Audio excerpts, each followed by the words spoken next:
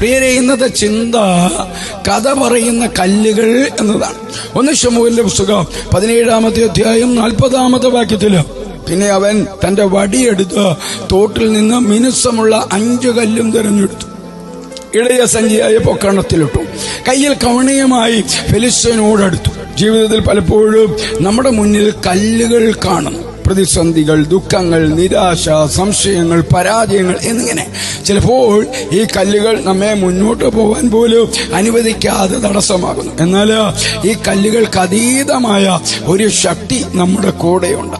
ദൈവം നമ്മുടെ വേദനയിൽ, ദുഃഖത്തിൽ, ദുർബലതയിൽ ദൈവം ഇടപെടുന്നു.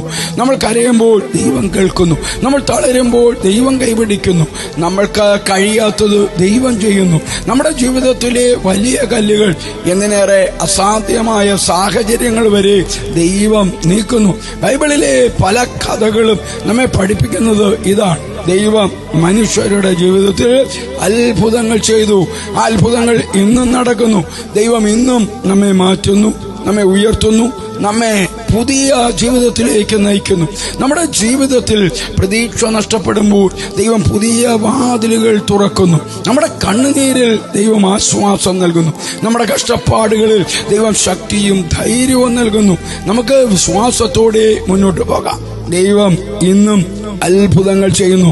നമ്മുടെ കല്ലുകൾ നീക്കാൻ ദൈവം ഇന്നും ശക്തനാണ്. ക്രിസ്തുയേശുവിലൂടെ നിത്യതയ്ക്കായി ഉതകുന്ന ഒരു നല്ല ദിവസം ആശംസിക്കുന്നു.